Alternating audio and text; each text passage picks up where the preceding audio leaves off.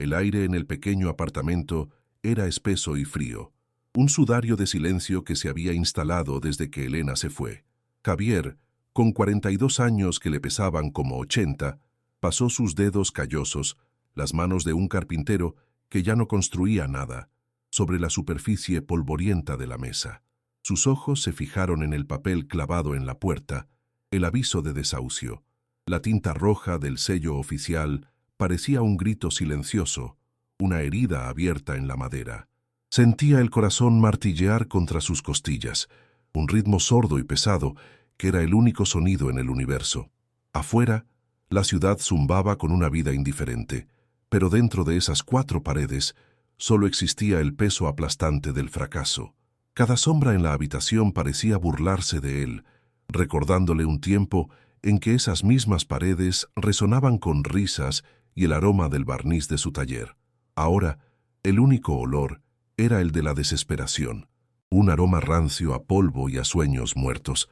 Un escalofrío le recorrió la espalda, no por el frío, sino por el terror helado que se había convertido en su compañero constante. Volvió a la mesa y volcó la pequeña lata de café donde guardaba sus últimas posesiones. Las monedas cayeron con un tintineo patético, rodando sobre la madera gastada junto a unos pocos billetes arrugados. 287 euros con 45 céntimos.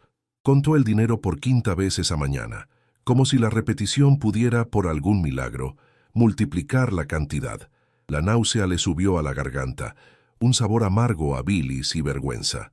Este no era solo dinero, era la suma de su derrota.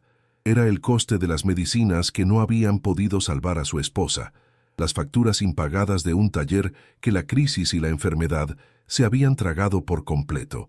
Recordó el olor a serrín fresco, la satisfacción de crear algo hermoso y útil con sus propias manos. Ese hombre parecía un extraño, un fantasma de una vida pasada. Ahora sus manos, diseñadas para dar forma y construir, solo sabían temblar mientras contaban las migajas de su existencia. El hambre le retorcía el estómago, pero era un dolor sordo, eclipsado por la humillación que le quemaba por dentro. Desde la pequeña habitación contigua llegaba el sonido suave y rítmico de la respiración de Sofía.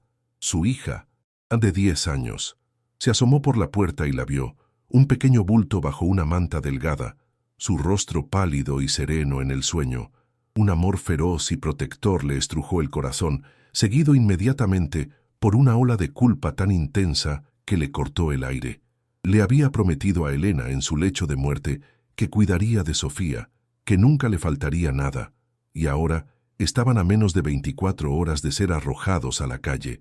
Lágrimas silenciosas y calientes empezaron a rodar por sus mejillas, lágrimas de rabia y de impotencia. La inocencia de su hija era un espejo que le devolvía el reflejo de su propio fracaso. Recordó su pregunta de la semana pasada, con esa voz clara y curiosa. «Papá, ¿por qué ya no podemos darnos duchas calientes?» Cada palabra había sido una puñalada. Él, Javier, su protector, su héroe, era un fraude que ya ni siquiera podía garantizarle un techo o un poco de agua caliente a su pequeña. Se alejó de la puerta de su hija, incapaz de soportar la vista de su propia mentira. Sus pasos le llevaron al alféizar de la ventana, donde reposaba una única fotografía enmarcada. Él y Elena, sonriendo en un día de playa, antes de que la enfermedad proyectara su larga sombra. El cristal estaba frío bajo sus dedos. Podía casi oír su risa, un eco doloroso en el silencio sepulcral del apartamento. La enfermedad había sido un ladrón lento y cruel. Primero robó la fuerza de Elena, luego sus ahorros, luego la atención de Javier a su taller, hasta que no quedó nada que robar. No se arrepentía de un solo segundo que pasó a su lado, pero las consecuencias de esa entrega total ahora le asfixiaban. Se sentía completamente solo, un náufrago en medio de un océano de recuerdos afilados. Su cuerpo entero dolía con una fatiga que ninguna cantidad de sueño podía curar, el cansancio corrosivo del alma que ha perdido toda esperanza y solo sigue moviéndose por puro instinto. La luz gris del amanecer se filtraba por la sucia ventana, iluminando las partículas de polvo que danzaban en el aire como espectros. El tiempo se había agotado. El aviso en la puerta era el punto final. Mañana. Esa palabra resonaba en su cráneo como una sentencia de muerte. Las paredes parecían cerrarse sobre él, el aire cada vez más irrespirable. Afuera, el sonido lejano de una sirena marcó la emergencia de otra persona, mientras la suya, silenciosa y aplastante, llegaba a su clímax. Miró sus manos vacías, las manos de un constructor sin nada que construir, y luego miró hacia la habitación de Sofía. Un vacío se abrió en su pecho, pero en el fondo de ese abismo, una chispa diminuta y desesperada se negó a extinguirse. Por ella. Tenía que haber algo, cualquier cosa. Esta es la historia de cómo un hombre en el fondo del abismo encontró un secreto que podía salvarlo, o destruirlo por completo. Si crees en las segundas oportunidades y quieres descubrir la verdad oculta en las sombras, sigue nuestro canal, porque lo que Javier está a punto de encontrar lo cambiará todo. Fue en la profundidad de esa noche, con el brillo azulado de la pantalla del móvil iluminando su rostro demacrado, que la encontró. Una luz parpadeante en la oscuridad infinita de su desesperación. Un anuncio, publicado en un portal de empleos de baja reputación, perdido entre ofertas dudosas. Las palabras clave saltaron hacia él como un salvavidas lanzado a un hombre que se ahoga. Guarda interno, renovación de finca remota, salario modesto. Y entonces, la frase que hizo que su corazón se detuviera y luego latiera con una fuerza dolorosa: alojamiento gratuito. La oferta provenía de un holding empresarial sin rostro, una entidad vaga llamada Inversiones Terranova, pero a Javier no le importó. El cinismo, un lujo de hombres con opciones, se había evaporado de su alma. En ese instante, sintió una sacudida de adrenalina pura, una chispa de esperanza tan feroz y frágil que temió que pudiera consumirse a sí misma. Era un clavo ardiendo, y estaba dispuesto a aferrarse a él aunque le quemara hasta el hueso. Esta era la señal. Tenía que serlo.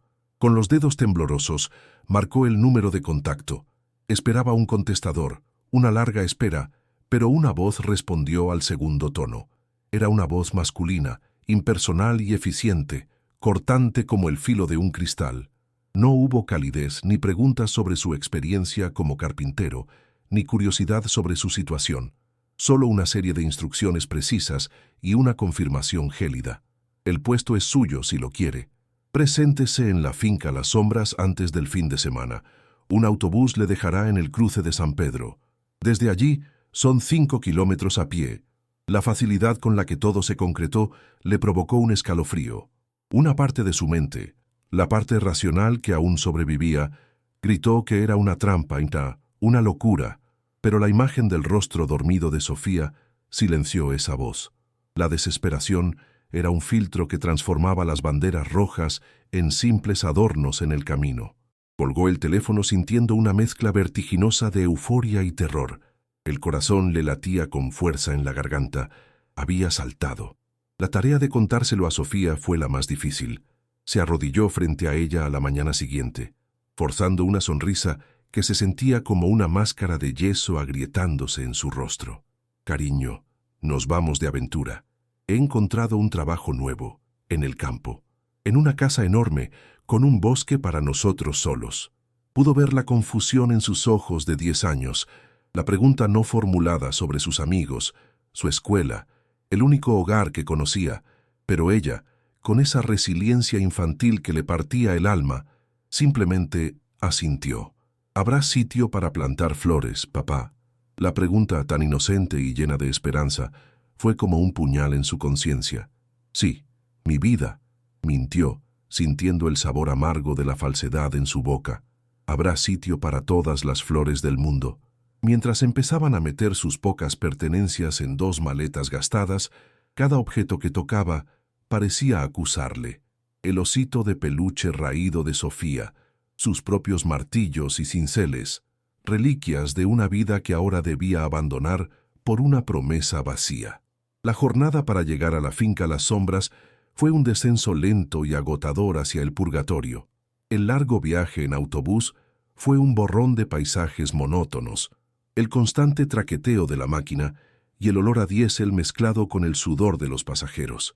Javier mantuvo a Sofía pegada a su costado, contándole historias inventadas sobre la vida en el campo, para mantener a raya el miedo que veía crecer en sus ojos. Sentía cada kilómetro como una puntada que le alejaba de todo lo conocido, empujándole hacia un vacío incierto. El dinero que había conseguido malvendiendo los últimos muebles apenas había cubierto los billetes, y el peso de las pocas monedas que le quedaban en el bolsillo era un recordatorio constante de lo precario de su situación. El sol golpeaba sin piedad el cristal de la ventana, y el calor dentro del autobús era sofocante, pegajoso. Javier cerró los ojos y por un momento sintió el impulso de decirle al conductor que parara, de volver a la miseria conocida. Pero la mano de Sofía en la suya le ancló a su decisión. Finalmente, el autobús se detuvo con una sacudida y un chirrido de frenos en medio de la nada.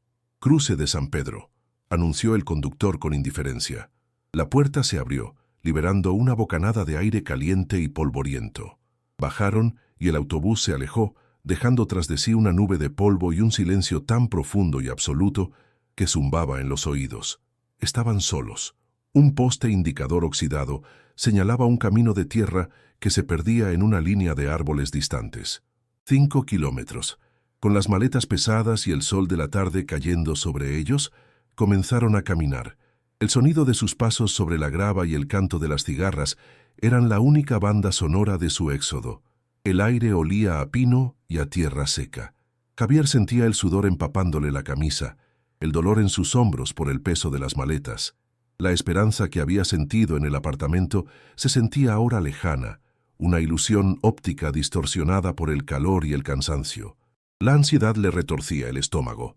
Después de lo que pareció una eternidad, unas verjas de hierro forjado, altas y oxidadas, emergieron entre la maleza. Un arco de metal corroído deletreaba el nombre: Finca Las Sombras. El nombre le provocó un escalofrío a pesar del calor. Parecía una advertencia. Una de las puertas colgaba precariamente de un solo gozne. Javier la empujó y un gemido metálico, largo y agudo, rasgó el silencio. El camino de entrada estaba devorado por la maleza y las malas hierbas, flanqueado por árboles retorcidos, cuyas ramas parecían garras extendidas hacia el cielo. El aire aquí era más frío, cargado de una humedad palpable. Un olor extraño flotaba en el ambiente, una mezcla de hojas podridas y algo más, algo antiguo y estancado. Y entonces, al final del camino, la vieron, la casa principal. El corazón de Javier se desplomó en su estómago con la fuerza de una piedra. La esperanza que le quedaba, la última y frágil brasa, se extinguió en un instante, ahogada por una ola de pura desesperación. No era una casa, era un espectro, un esqueleto de piedra y madera que se desmoronaba bajo el peso del abandono. Una gran parte del tejado se había derrumbado, dejando al descubierto las vigas como las costillas de un cadáver. Las ventanas eran agujeros negros y vacíos, con fragmentos de cristal rotos colgando como dientes astillados. La fachada de piedra estaba cubierta de una costra de moho verdinegro y enredaderas que se aferraban a ella como un sudario. El silencio aquí era diferente, no era paz, era el silencio pesado de la muerte y el olvido. Javier se quedó paralizado, incapaz de moverse, el peso de la maleta tirando de su brazo hacia el suelo. La náusea volvió a subirle por la garganta, pero esta vez era diferente. Era la bilis amarga del autoengaño. Se había mentido a sí mismo. Había arrastrado a su hija a este mausoleo. Sintió la mano de Sofía apretar la suya con fuerza, su pequeño cuerpo temblando ligeramente. «Papá», susurró con una voz apenas audible, «¿esta es la casa?» Y Javier no pudo responder. Dejó caer las maletas al suelo con un ruido sordo. El sonido fue absorbido inmediatamente por la atmósfera opresiva del lugar. Tenía que haber un error. El anuncio hablaba de renovación, no de resurrección. Se acercó con pasos lentos, como si caminara hacia su propia ejecución. El olor se intensificó con cada paso, un hedor denso a humedad, a podredumbre, a yeso descompuesto y a los excrementos de incontables alimañas. Era el aliento fétido de la decadencia. El viento silbaba a través de las ventanas rotas, creando una melodía lúgubre y fantasmal. Vio una puerta principal de madera maciza, desencajada de sus goznes y cubierta de una capa de suciedad tan gruesa que parecía pelaje. Esto no era un hogar, No era un trabajo, era una tumba, una prisión mucho más grande y aterradora que el pequeño apartamento del que habían huido. Al menos allí había vecinos, el ruido de la vida. Aquí solo había un silencio sepulcral y la sensación de ser observados por ojos invisibles. Recordó las palabras del anuncio: el alojamiento prometido es una cabaña cercana. Con un nudo de pavor en el estómago, rodeó la monstruosa ruina principal. A unos 50 metros, semioculta por la maleza, había una pequeña construcción de madera. Si la casa principal era un cadáver, la cabaña era su tumba olvidada. Era poco más que un cobertizo, con tablas sueltas en las paredes por las que se colaba la luz y un techo de chapa metálica oxidada que parecía a punto de desintegrarse. La puerta de madera estaba hinchada por la humedad y tuvo que usar todo su peso para abrirla con un crujido de protesta. El interior le golpeó con una nueva ola de desesperación. Una sola habitación diminuta, con el suelo de tierra apisonada y un olor a moho tan penetrante que le hizo toser. En una esquina, un catre de hierro oxidado con el colchón podrido, y en la otra, el sonido rítmico y enloquecedor de una gotera. Plink, plink, plink. El sonido de su fracaso absoluto. Javier se quedó de pie en el umbral, mirando la miseria absoluta de la cabaña. El aire era frío y húmedo, y cada respiración parecía llenar sus pulmones de esporas y desesperanza. La gotera constante era una forma de tortura auditiva, un metrónomo que marcaba el ritmo de su ruina. Sofía se aferraba a su pierna, su rostro oculto en la tela de su pantalón, y sintió como sus pequeños hombros se sacudían en sollozos silenciosos. Ese sonido le rompió. El último vestigio de su fuerza, la fachada que había mantenido para ella, se hizo añicos. Se dejó caer de rodillas sobre la tierra húmeda, sin importarle la suciedad. El peso de todo se derrumbó sobre él. La muerte de Elena, la quiebra, el desahucio y ahora esta trampa grotesca. Había escapado de las deudas de la ciudad solo para caer en una prisión de aislamiento y podredumbre. Estaban atrapados a kilómetros de cualquier lugar, sin dinero, sin comida, sin esperanza. Un grito ahogado escapó de su garganta, un sonido animal de pura angustia. El sol comenzó a ponerse, tiñendo el cielo de naranjas y púrpuras enfermizos a través de las ramas de los árboles. La belleza del crepúsculo era una burla cruel a la fealdad de su situación. A medida que la luz disminuía, las sombras de la finca parecían alargarse, volverse más profundas, más amenazantes. Los sonidos del bosque nocturno comenzaron a despertar, el ulular lejano de un búho, el crujido de ramas en la oscuridad, el susurro del viento entre las ruinas. Cada sonido hacía que su piel se erizara. El aislamiento que antes era una idea abstracta, ahora era una realidad física y aterradora. Nadie en el mundo sabía que estaban allí. Si gritaban, solo el eco y las criaturas de la noche responderían. Se sentía increíblemente pequeño y vulnerable, un insecto atrapado en la telaraña de un depredador desconocido. La finca Las Sombras no era solo un nombre, era una descripción precisa de la oscuridad que ahora les envolvía. Su estómago dolía, un vacío que no era solo hambre. Miró a Sofía, que finalmente se había quedado dormida en el suelo, acurrucada sobre su propia chaqueta como una almohada improvisada. Su rostro, iluminado débilmente por la luz moribunda, parecía tan frágil. La culpa le consumía. Un fuego ácido en su pecho. Le había fallado a Elena, le había fallado a su hija. Era un carpintero, un hombre que construía cosas, que creaba refugio y seguridad con sus propias manos. Y ahora no podía ofrecerle a su hija nada más que este refugio pútrido y aterrador. Sus manos, que antes se sentían fuertes y capaces, ahora parecían inútiles, vacías. Sintió lágrimas calientes rodar por sus mejillas sucias, pero no eran lágrimas de tristeza, sino de una rabia impotente dirigida hacia sí mismo. Se había dejado engañar por una falsa esperanza, y el precio de su credulidad era la seguridad y la inocencia de su hija. El frío de la noche comenzó a calar en sus huesos, un frío que venía tanto de fuera como de dentro. El agotamiento físico del viaje palidecía en comparación con la fatiga corrosiva que aplastaba su alma. Se sentó en el suelo junto a Sofía, actuando como una barrera inútil contra la oscuridad y los sonidos desconocidos del bosque. El olor a moho era tan fuerte que podía saborearlo. La gotera seguía su ritmo implacable. Plink, plink, plink. Cada gota era un martillazo en su cráneo. Repasó sus opciones, pero su mente era un callejón sin salida. No tenían suficiente dinero para el viaje de vuelta. No conocían a nadie. Su teléfono móvil no tenía señal. Estaban completamente a merced de quienes les habían atraído hasta allí. Por primera vez en su vida, Javier entendió el verdadero significado de estar atrapado. No eran las paredes de la cabaña las que le aprisionaban, sino la absoluta falta de opciones. El futuro, que incluso en el apartamento se sentía como una página en blanco, ahora se sentía como una pared de granito infranqueable. La oscuridad se hizo total, un manto de tinta que borraba el mundo. Solo la luna, asomándose entre las nubes, proyectaba débiles manchas plateadas sobre el suelo de la cabaña. Javier no durmió, se quedó vigilando, escuchando el lenguaje secreto de la noche, cada crujido, cada susurro. El miedo era una criatura viva que se sentaba a su lado, respirando su aliento helado en su nuca. Se preguntó quién era el doctor Morales, el nombre que la voz impersonal había mencionado como su contacto.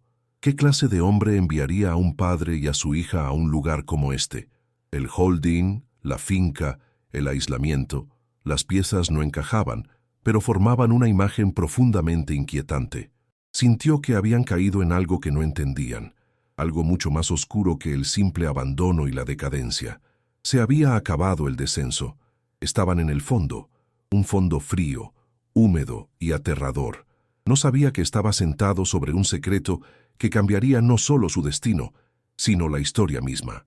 Mientras la noche avanzaba, un sentimiento nuevo comenzó a gestarse bajo el miedo y la desesperación. Era una brasa diminuta, dura y fría, la rabia. La rabia contra el holding sin rostro, contra el hombre del teléfono, contra su propia estupidez, pero sobre todo, la rabia contra la injusticia de todo ello. Esta ira no le calentaba, pero le daba una extraña claridad. Ya no tenía nada que perder. Habían tocado fondo, y desde el fondo, el único camino posible era hacia arriba. O al menos, eso creía él. Miró sus manos de carpintero, cubiertas de polvo y suciedad. Estaban hechas para reparar, para construir. Quizás, solo quizás, podría encontrar algo en estas ruinas, algo que reparar. No la casa, sino su propia vida rota. Se aferró a ese pensamiento como un náufrago a un trozo de madera. Era una esperanza distinta a la anterior. No era brillante y frágil, sino oscura, terca y nacida de la más absoluta de las ruinas. Un propósito estaba a punto de serle revelado en la pared más insospechada de la casa. Los días en la finca Las Sombras se habían fundido en una rutina gris y agotadora, marcada por el ritmo constante de la gotera en la cabaña y el susurro del viento entre los árboles retorcidos. La rabia inicial de Javier se había asentado en una resolución sombría, una determinación tan fría y dura como el hierro de sus herramientas. No podían volver, no podían avanzar, solo podían sobrevivir. Pasaba las mañanas buscando leña seca en el bosque, el crujido de las hojas bajo sus botas como único acompañante, mientras Sofía, con una sorprendente capacidad de adaptación, creaba un pequeño mundo imaginario entre las raíces de un roble centenario. Por las tardes, Javier usaba sus habilidades para hacer su refugio un poco menos miserable. El sonido agudo de la sierra al cortar madera podrida y el golpe rítmico del martillo se convirtieron en la banda sonora de su existencia. Tapó los agujeros de las paredes con tablones que arrancaba de otras ruinas, un trabajo que llenaba el aire con el olor a polvo y madera vieja. Cada clavo era un golpe contra la desesperación. Una semana después, habiendo asegurado la cabaña contra lo peor del viento y la lluvia, una inquietud se apoderó de Javier. El trabajo manual le mantenía la mente ocupada, pero necesitaba un proyecto mayor, algo que le hiciera sentir menos como un náufrago y más como un carpintero. Sus ojos se posaron en la casa principal. La estructura era una ruina peligrosa, pero había una sección en la planta baja, lo que parecía un antiguo estudio o biblioteca, que se veía estructuralmente más estable. Una idea descabellada pero insistente se formó en su mente. Si podía limpiar y asegurar esa única habitación, tendrían un espacio más grande y seco, lejos del olor a mojo y de la gotera enloquecedora de la cabaña. Era una forma de imponer un mínimo de orden en el caos absoluto que les rodeaba, de reclamar un pequeño fragmento de dignidad de las garras de la decadencia. El corazón le latió un poco más rápido ante el desafío, una sensación que casi había olvidado. La esperanza era un veneno, pero la inacción era la muerte. Armado con su martillo de carpintero y una palanca, se adentró en la casa principal. El aire en el interior era gélido y olía a tumba, una mezcla densa de yeso húmedo, podredumbre y el excremento de incontables ratas. La luz del sol se filtraba a través de los agujeros del techo en haces polvorientos, iluminando un escenario de devastación. Muebles rotos y cubiertos de moho yacían esparcidos como los huesos de una criatura prehistórica. Con cada paso, sus botas crujían sobre una alfombra de cristales rotos y escombros. El silencio dentro de la casa era diferente al del exterior. Era un silencio pesado, expectante, como si la propia casa contuviera la respiración. Un escalofrío le recorrió la espalda, no por el frío, sino por la sensación abrumadora de profanar un lugar olvidado. Se dirigió directamente al estudio, un cuarto grande con estanterías vacías que se aferraban a las paredes como esqueletos. La humedad había dejado grandes manchas oscuras en el yeso, como moratones en una piel enferma. Su objetivo era una gran pared de yeso que, aunque manchada, parecía la más intacta. Planeaba derribar el yeso desmoronado, inspeccionar las vigas de madera que había detrás y, si estaban en buen estado, recubrirlas con los tablones que había estado salvando. Era un trabajo duro y sucio, pero era un plan, era algo. Levantó el martillo. El peso familiar del acero en su mano era reconfortante. El primer golpe resonó en la habitación con un eco seco, levantando una nube de polvo que le hizo toser.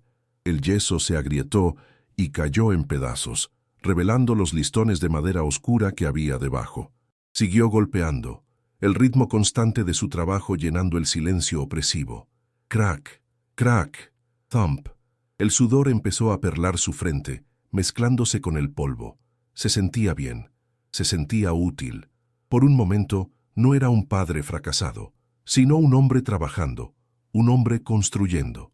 La náusea del fracaso fue reemplazada por el dolor satisfactorio del esfuerzo físico en sus músculos. Entonces, ocurrió algo extraño. En una zona concreta de la pared, a la altura de su pecho, el sonido del martillo cambió. No fue el crack sólido y quebradizo del yeso sobre la madera. Fue un thump, hueco y resonante, un sonido sordo y antinatural que pareció ser absorbido por la pared misma. El martillo atravesó el yeso con una facilidad alarmante, creando un agujero oscuro y perfecto del que salió una bocanada de aire viciado y helado. El olor era diferente.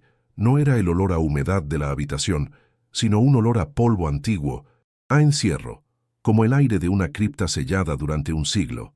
Javier se quedó inmóvil, con el martillo todavía en la mano, el corazón de repente martilleándole en los oídos. Un sudor frío le recorrió la nuca. Como carpintero, conocía la anatomía de una pared, sabía cómo debía sonar, cómo debía sentirse, y aquel vacío resonante, estaba mal, completamente mal. Era una anomalía que gritaba que algo no encajaba. Retiró el martillo lentamente, su mente trabajando a toda velocidad. La lógica y la experiencia le decían que detrás del yeso y los listones debía haber ladrillo o la estructura de piedra de la casa. No un vacío, no ese eco profundo. Con los nudillos de su mano, golpeó suavemente la pared alrededor del agujero. Toc, toc, toc. El sonido era sólido. Luego movió la mano hacia la zona del agujero y volvió a golpear. Thump, thump, thump. El sonido hueco se extendía en un área de varios metros cuadrados. Se dio cuenta con una sacudida de incredulidad. No era un simple hueco, era una pared falsa. Alguien, en algún momento, había construido deliberadamente una segunda pared delante de la estructura original, creando un compartimento oculto. La piel se le erizó. ¿Por qué alguien haría eso? La pregunta flotó en el aire viciado del estudio, cargada de posibilidades siniestras. El propósito de su trabajo cambió en un instante. Ya no se trataba de reparar, se trataba de descubrir. El miedo y la curiosidad libraban una batalla en su interior, pero la curiosidad, avivada por semanas de impotencia, ganó la batalla. Dejó el martillo y cogió la palanca. Con un cuidado que contrastaba con la violencia anterior, insertó la punta de la herramienta en el agujero que había hecho y empezó a hacer palanca. El yeso y los listones podridos se dieron con un crujido lastimero. El trabajo era lento y tenso. Cada trozo de pared que retiraba ensanchaba la abertura hacia la oscuridad que había detrás, liberando más de ese aire rancio y estancado que olía a secretos y a tiempo detenido. El sonido de su propia respiración agitada era ensordecedor en el silencio expectante. Su corazón latía con una fuerza dolorosa contra sus costillas. Parte de él quería parar, salir corriendo de esa casa y no volver a mirar atrás, pero otra parte, una parte que no sabía que existía, le impulsaba a seguir adelante, a desenterrar lo que fuera que estuviera escondido en las entrañas de la finca Las Sombras. Finalmente, había creado una abertura lo suficientemente grande como para mirar dentro. La oscuridad era casi total. El haz de luz de su viejo teléfono móvil cortó las tinieblas, revelando un espacio estrecho y profundo, de no más de 1 metro de ancho, pero que se extendía a lo largo de toda la pared. El suelo, las paredes y el techo del compartimento estaban cubiertos de una capa de polvo tan gruesa que parecía nieve sucia, y en ese espacio, cuidadosamente apilados, había docenas de bultos rectangulares envueltos en lo que parecía tela encerada y atados con cuerda.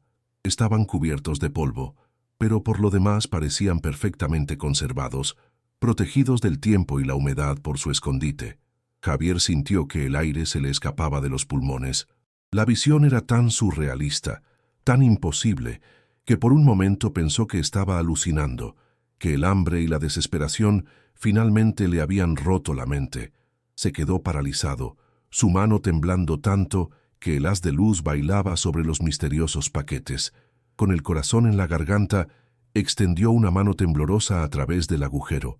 Sus dedos rozaron la superficie de uno de los paquetes. La tela estaba rígida y fría, con una textura cerosa y desagradable, como la piel de un reptil. Tiró de él con cuidado. El peso le sorprendió. Era increíblemente denso y pesado para su tamaño, mucho más de lo que esperaba. Tuvo que usar ambas manos para arrastrarlo a través de la abertura y dejarlo en el suelo polvoriento del estudio. Se arrodilló junto a él, el sonido de sus rodillas sobre los escombros resonando en el silencio. El paquete era un bloque compacto, de unos 30 centímetros de largo. Las cuerdas que lo ataban estaban viejas pero fuertes. Con dedos torpes y temblorosos por la adrenalina, empezó a desatar los nudos que se deshicieron en polvo bajo su presión. El misterio de lo que había dentro era una fuerza magnética, una promesa o una amenaza que le mantenía completamente cautivado. El mundo exterior, Sofía, su hambre, todo desapareció. La última cuerda cedió y la tela encerada se desplegó con un crujido seco. Por un instante, Javier no entendió lo que veía. En el interior, anidado en una capa final de tela más suave, había un lingote de metal de un color amarillo apagado. Estaba cubierto de una fina capa de polvo, pero incluso bajo la suciedad, emitía un brillo denso y pesado. Era oro. No podía ser otra cosa. Su mente se negó a procesarlo. El oro era algo de las películas, de los cuentos, de los sueños de hombres desesperados. No era algo que uno encontrara en una pared podrida en medio de la nada. Pasó un dedo por la superficie. Estaba frío, sólido e innegablemente real. Un torbellino de emociones le golpeó con la fuerza de una ola. Incredulidad, euforia, terror. La náusea le subió a la garganta, pero esta vez no era de hambre o fracaso, sino de un shock tan profundo que le mareaba. Se quedó mirando el lingote, su respiración entrecortada, su cerebro incapaz de formar un pensamiento coherente. Con una mano que parecía pertenecer a otra persona, levantó el lingote. El peso confirmó su realidad. Era macizo. Lo giró en sus manos y la luz del teléfono se reflejó en un grabado estampado en la superficie del metal. Se acercó para verlo mejor, limpiando el polvo con el pulgar. El símbolo le heló la sangre en las venas, borrando cualquier atisbo de euforia y reemplazándolo por un pavor helado y absoluto.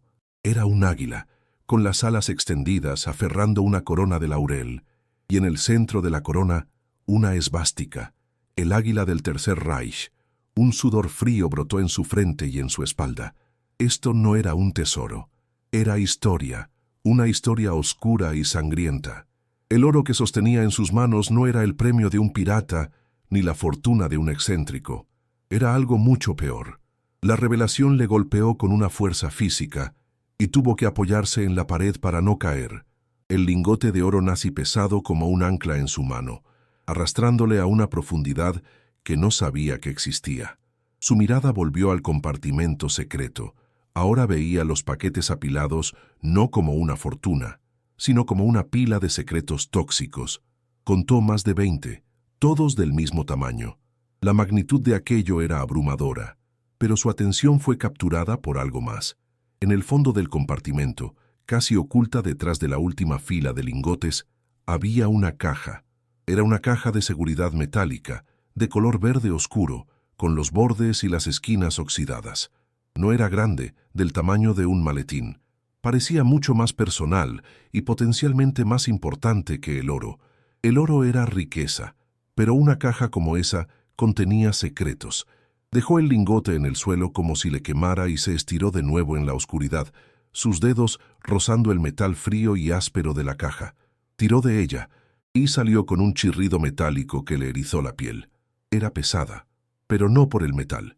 Era el peso de la información, de la verdad o la mentira que había sido sellada allí durante décadas.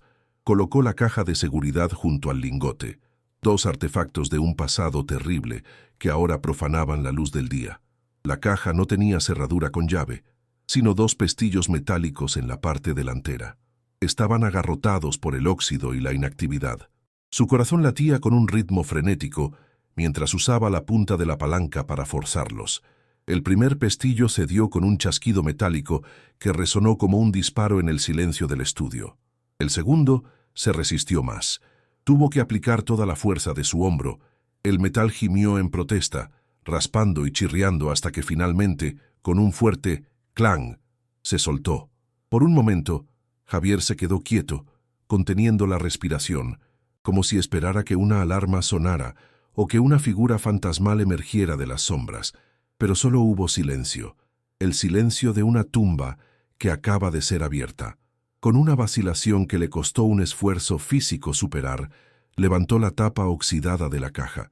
Un olor peculiar salió del interior, un aroma seco y penetrante a papel viejo, a cuero curado y a tinta desvanecida. Era el olor de la historia embotellada. Dentro, la caja estaba abarrotada. En la parte superior había una carpeta gruesa y amarillenta, atada con una cinta que se había vuelto frágil con el tiempo. Debajo de la carpeta, llenando el resto del espacio, había un único libro. Era un diario, encuadernado en cuero oscuro y agrietado. No tenía título, solo el desgaste de años de uso. Javier sintió un escalofrío. El oro era impersonal, un botín de guerra. Pero esto era íntimo. Eran los registros, los pensamientos, el alma de la persona que había escondido esta fortuna robada. Con manos reverentes y temblorosas, sacó el diario de la caja. El cuero estaba frío y extrañamente suave bajo sus dedos. La sensación de sostenerlo era abrumadora. Se sentía como si estuviera sosteniendo un fantasma, el peso tangible de una vida vivida y un secreto guardado. Abrió el diario por una página al azar. Su corazón se hundió un poco más. La escritura era una caligrafía apretada y angulosa, hecha con una pluma de tinta, y estaba en un idioma que no podía leer, alemán. Las palabras eran incomprensibles para él, pero el tono era inconfundible. Las frases eran largas, los párrafos densos. No era un libro de contabilidad, era el registro de pensamientos, de eventos. Pasó las páginas con cuidado. El papel crujía con fragilidad. Algunas páginas tenían manchas, otras estaban ligeramente borrosas, como si hubieran sido tocadas por lágrimas o por la lluvia. En una página había un pequeño boceto a lápiz del paisaje que se veía desde la finca, pero dibujado cuando la casa aún estaba intacta y majestuosa.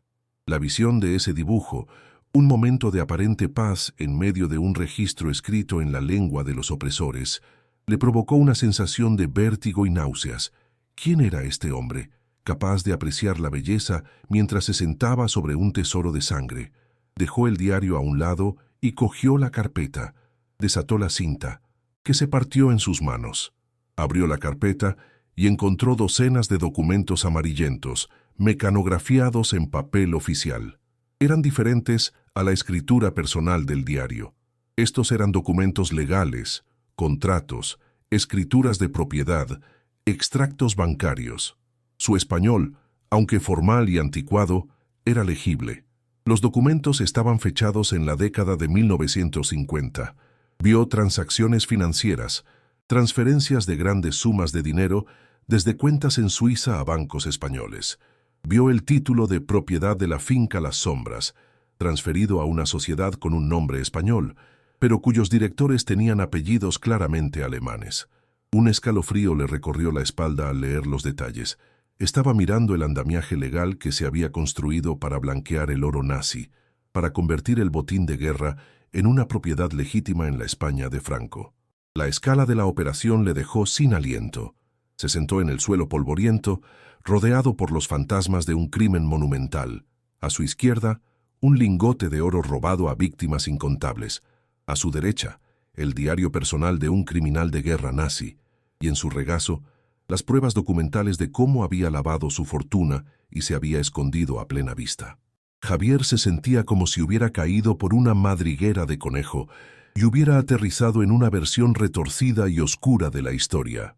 La desesperación que le había llevado a esa casa, su propia miseria personal, parecía ahora increíblemente pequeña e insignificante en comparación con el peso del secreto que acababa de desenterrar.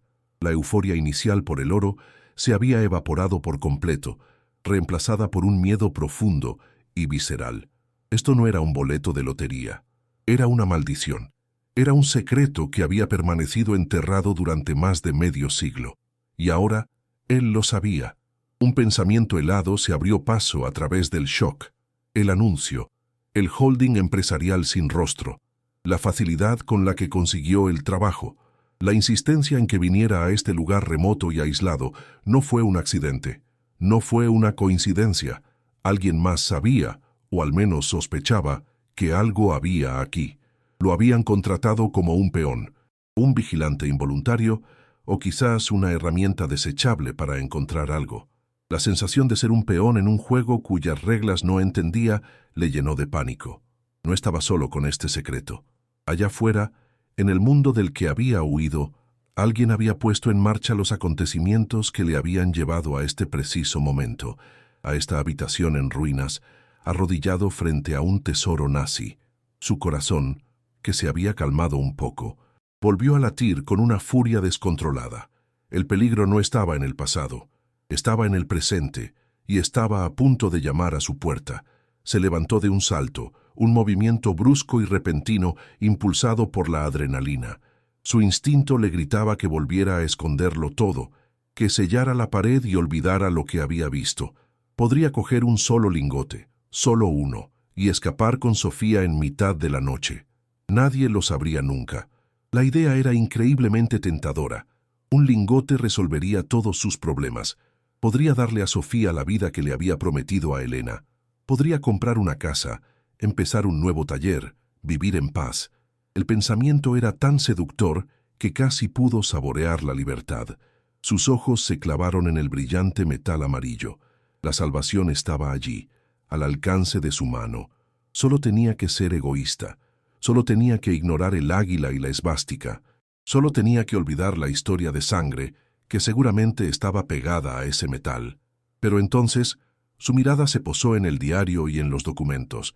No era solo oro, eran pruebas. Un conflicto feroz se desató en su alma. Por un lado, la supervivencia, el deber primordial de un padre de proteger y proveer para su hija. Ese instinto gritaba, coge el oro y corre. Por otro lado, un sentido de la justicia que no sabía que poseía con tanta fuerza. Este oro no le pertenecía. Pertenecía a la historia, a las víctimas. Y los documentos podían contar la verdad. Podían exponer a los culpables. Dejar todo esto enterrado se sentía como una profanación, una complicidad silenciosa con el mal que había anidado en esta casa.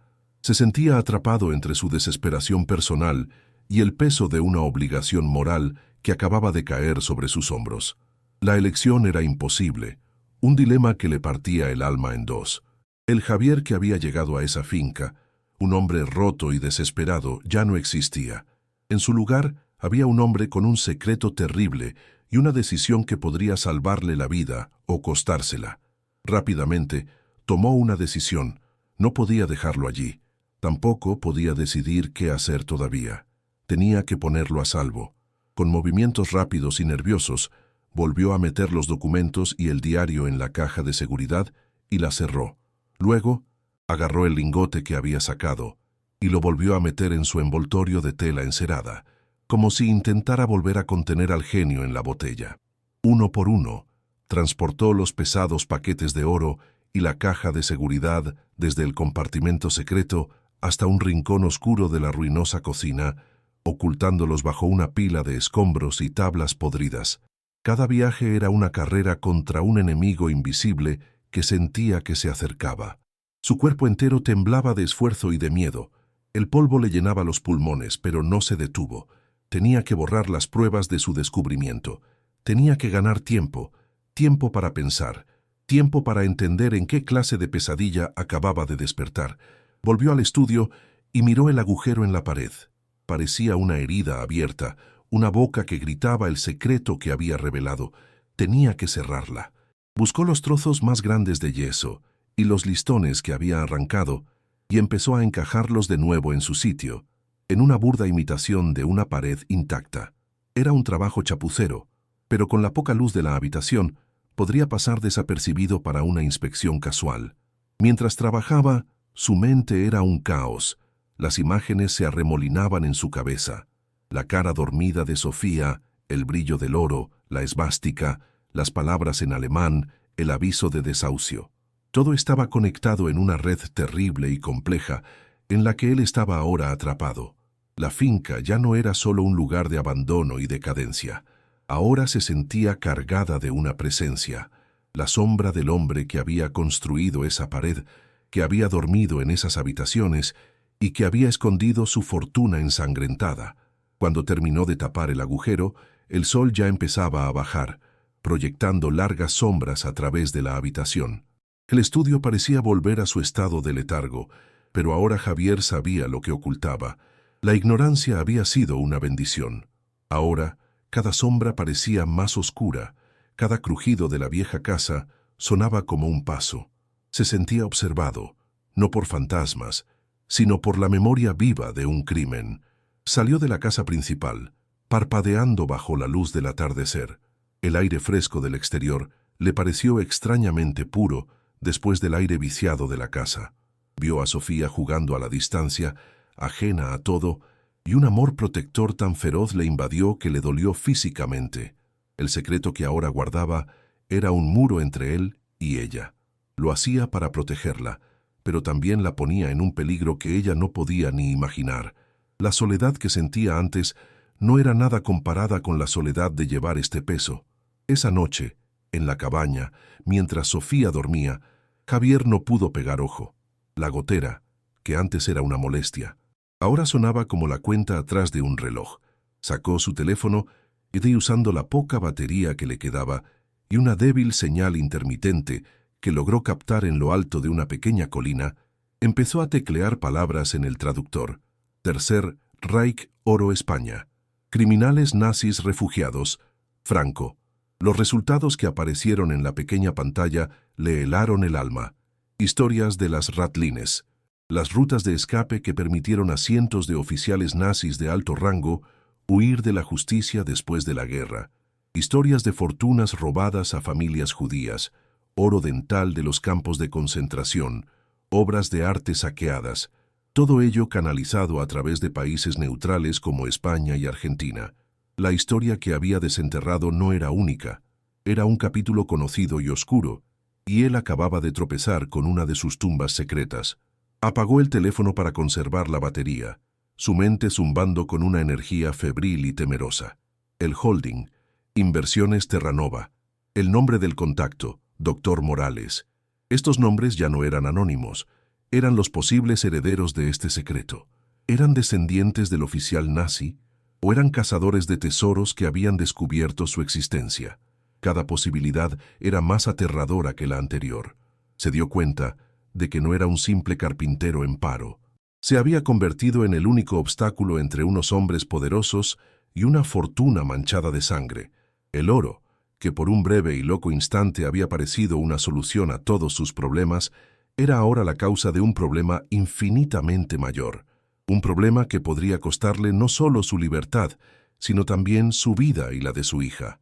El misterio se había revelado, pero en su lugar había dejado al descubierto el comienzo de una trama mortal. La noche se cernía sobre la finca como una mortaja, pero Javier no sentía el frío. Acurrucado en el rincón más oscuro de la cabaña, con Sofía durmiendo a pocos metros, el brillo azulado de la pantalla del móvil era su única luz, una ventana a un infierno del pasado. El traductor automático procesaba las frases en alemán del diario con una torpeza digital que contrastaba con la elegante y letal caligrafía. El corazón le martilleaba en el pecho.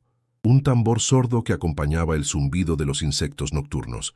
Cada palabra traducida era un nuevo ladrillo en un muro de horror que se levantaba a su alrededor.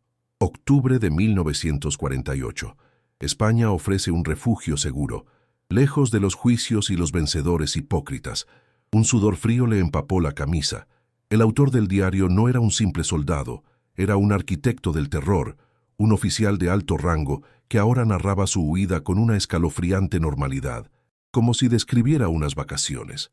La náusea le subió a la garganta, un sabor amargo a miedo y a la cena frugal que apenas había probado.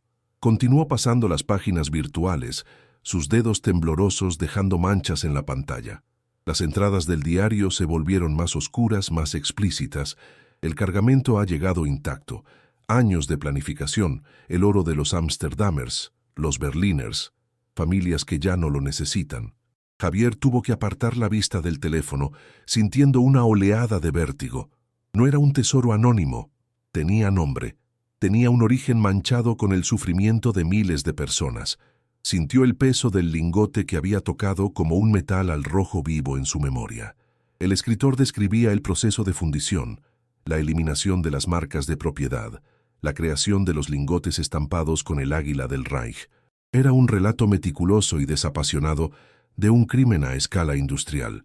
La sensación de profanación que había sentido en el estudio se intensificó.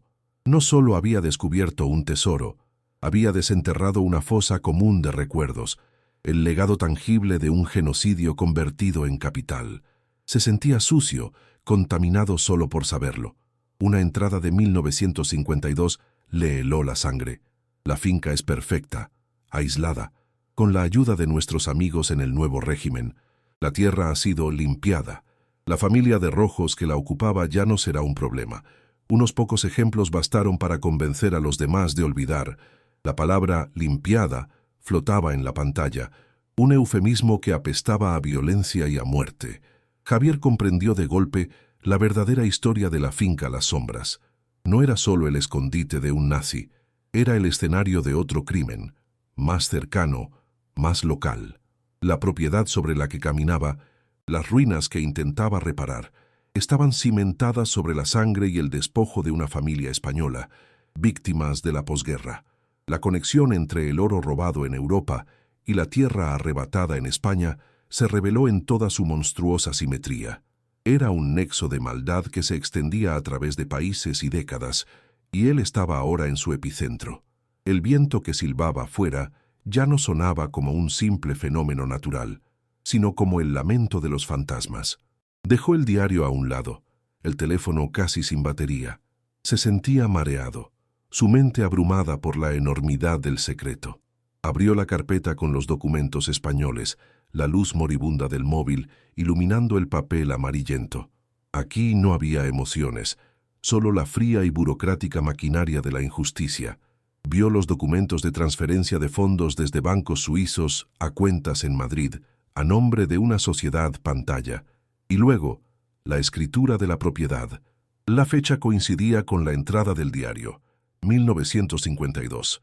La finca, registrada previamente a nombre de una familia con un apellido común y corriente, era transferida a la sociedad de capital alemán por una suma ridícula, una cifra que era un insulto. Vio los sellos oficiales del régimen franquista, el águila de San Juan que parecía una burla grotesca del águila nazi del lingote. Estaba mirando la prueba irrefutable de cómo el dinero manchado de sangre había comprado silencio, impunidad y legitimidad en una España herida y sumisa. El nombre del principal accionista de esa sociedad pantalla le hizo contener el aliento. No era el nombre que había leído en el diario. Era un nombre español, Morales. La conexión le golpeó como un rayo. El doctor Morales, el hombre que le había contratado, no era un cazador de tesoros, era el heredero, el hijo, nacido en España, del oficial nazi, que había construido un imperio sobre los cimientos podridos de su padre. Todo encajó con una claridad aterradora, la contratación de un hombre desesperado y anónimo para vigilar la finca, el aislamiento, la falta de comunicación. Morales no estaba buscando el oro, probablemente sabía que estaba allí. Estaba esperando el momento adecuado para recuperarlo, para borrar el último vestigio de la historia de su padre.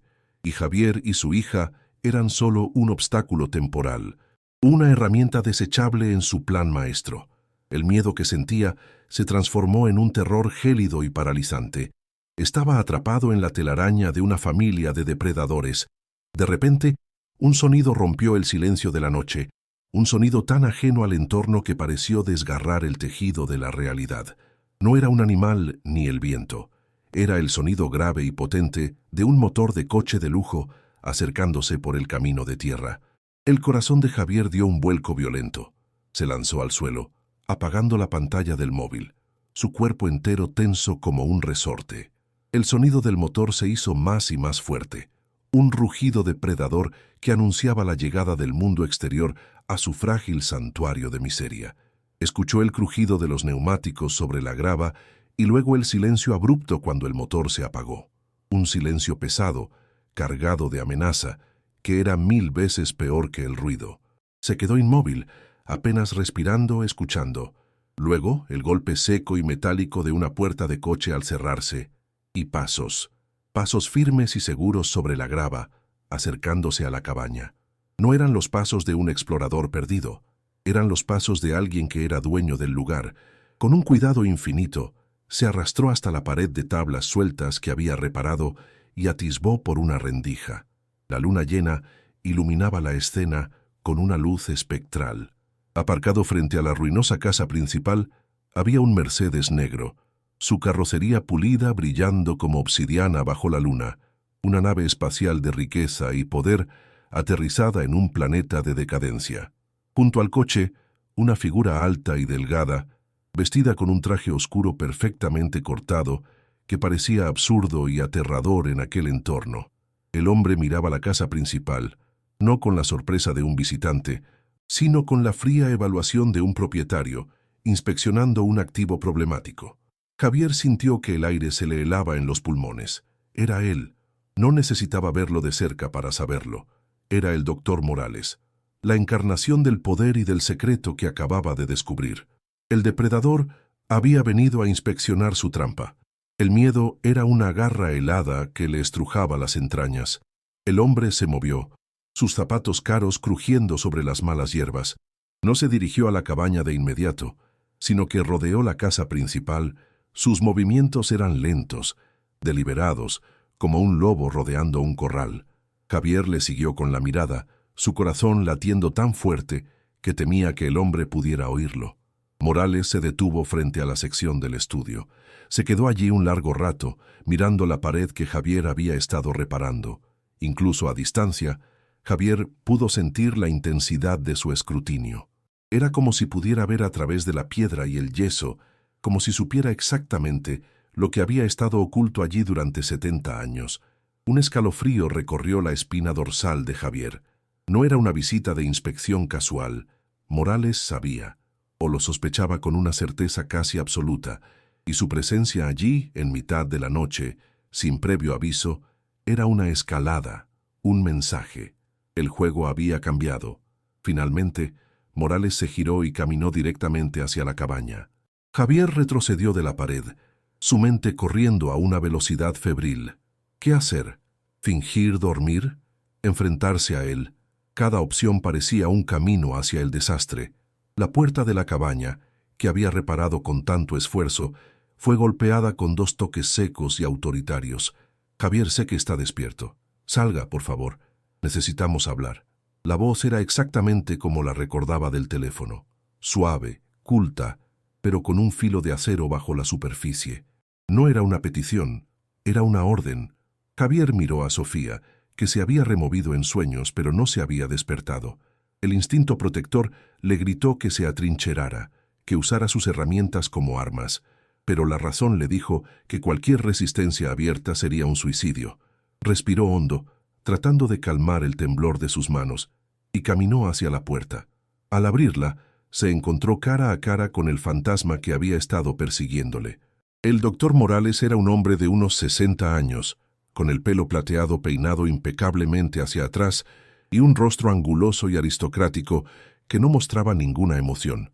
Sus ojos, de un azul pálido y gélido, le examinaron de arriba abajo con una mezcla de desdén y curiosidad, como un científico observando un insecto. Una sonrisa delgada, que no alcanzó a sus ojos, curvó sus labios. «Buenas noches, Javier. Disculpe la hora, pero estaba en la zona y decidí hacer una pequeña inspección». El olor de su loción cara, un aroma cítrico y especiado, era una agresión en el aire húmedo y mohoso de la finca. «Veo que ha estado ocupado. La cabaña parece habitable». Cada palabra estaba cargada de un sarcasmo helado. Javier no dijo nada, simplemente asintió, sintiéndose pequeño y sucio frente a este hombre que irradiaba un aura de poder depredador. Era un encuentro entre 2 mundos, y Javier sabía, sin lugar a dudas, que él era el que estaba a punto de ser devorado. «He estado echando un vistazo a la casa principal», continuó Morales, sus ojos fijos en los de Javier, buscando cualquier atisbo de engaño. «¿Ha tenido oportunidad de trabajar allí? Quizás en el viejo estudio de la planta baja. Es una de las pocas zonas que no amenaza con derrumbarse». La pregunta era una sonda, lanzada con una precisión quirúrgica para medir su reacción. El corazón de Javier se detuvo por un segundo. Sintió una gota de sudor frío recorrer su sien. Luchó por mantener su rostro impasible, por proyectar la imagen de un simple obrero ignorante. «No, señor», mintió, su voz sonando más ronca de lo que esperaba. «Me he centrado en hacer la cabaña segura para mi hija. La casa principal me parece demasiado peligrosa». La mentira le supo a ceniza en la boca, pero sabía que su vida y la de Sofía dependían de ella. Morales le sostuvo la mirada durante un largo y tenso momento. Un silencio en el que Javier sintió que su alma estaba siendo pesada y medida. Morales finalmente asintió lentamente, aunque la sonrisa helada no desapareció de su rostro.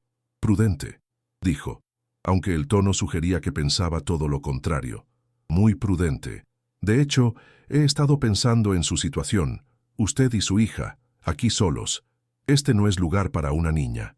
Hizo una pausa, dejando que las palabras calaran. «He decidido rescindir su contrato. Por supuesto, le compensaré generosamente por las molestias». Metió una mano en el bolsillo interior de su chaqueta y sacó un fajo de billetes. «Aquí hay 5.000 euros, suficiente para empezar de nuevo en otro lugar lejos de aquí. Tómelo y márchese mañana por la mañana». La oferta le dejó sin aliento. Era una cantidad de dinero que cambiaría su vida. La solución a todos los problemas que le habían llevado hasta allí. Era la tentación definitiva, la salida fácil que había soñado, pero ahora sabía el porqué de esa generosidad. No era un pago, era un soborno, un pago por su silencio. Javier se quedó mirando el dinero. Su mente era un campo de batalla. 5.000 euros. Podía cogerlo, llevarse a Sofía y desaparecer, olvidar el oro, el diario, los crímenes, comprar su seguridad y la de su hija. El instinto de supervivencia gritaba, una sirena ensordecedora en su cabeza. Pero entonces, la imagen de las palabras del diario, familias que ya no lo necesitan, La familia de Rojos fue limpiada. Apareció en su mente. Aceptar ese dinero sería convertirse en cómplice. Sería construir su futuro sobre la tumba de otros. Su vacilación, apenas un segundo, fue suficiente. La expresión de Morales se endureció. La falsa amabilidad se desvaneció como la niebla, revelando el granito helado que había debajo. «Le aconsejo que acepte mi oferta, Javier», dijo, su voz ahora un susurro bajo y amenazante. «Esta finca es un lugar muy aislado, peligroso». Se inclinó ligeramente hacia adelante, su aliento frío rozando el rostro de Javier. Los accidentes ocurren, las tragedias suceden, especialmente a la gente que no sabe cuándo marcharse. La amenaza quedó suspendida en el aire, tan clara y fría como la hoja de una navaja. Ya no había sarcasmo, ni pretensión. Era la cruda y brutal realidad de su situación. Morales no estaba preguntando, estaba dictando los términos de su supervivencia. El hombre se enderezó, volvió a guardar el dinero en su bolsillo y le lanzó una última mirada de advertencia. «Piénselo, tiene hasta el amanecer». Sin decir una palabra más, se dio la vuelta y se alejó con los mismos pasos firmes y seguros con los que había llegado. Javier se quedó en la puerta, temblando incontrolablemente, viendo cómo la figura oscura se subía al coche de lujo. El motor arrancó con un rugido que pareció una sentencia, y los faros rojos se perdieron en la oscuridad del camino. El silencio que quedó tras su partida era 100 veces más aterrador que su presencia. Era el silencio de un hombre al que acaban de dejar solo, con una sentencia de muerte suspendida sobre su cabeza y la de su hija. El olor a podredumbre y el perfume caro se mezclaban en una fragancia de terror puro. Javier cerró la puerta y se apoyó en ella, su cuerpo finalmente cediendo al temblor. El dilema que enfrentaba era monstruoso, una elección imposible entre dos infiernos. Podía tomar el camino de la supervivencia egoísta, intentar robar una parte del oro y huir en la noche, sabiendo que Morales le cazaría sin descanso. O podía quedarse y proteger el secreto, un secreto que no era suyo pero que ahora le pertenecía, convirtiéndose en el guardián de una verdad que podía destruir a un hombre poderoso, pero que casi con toda seguridad le destruiría a él y a su hija primero. Miró a Sofía, dormida e inocente, ajena a la marea oscura que amenazaba con arrastrarlos.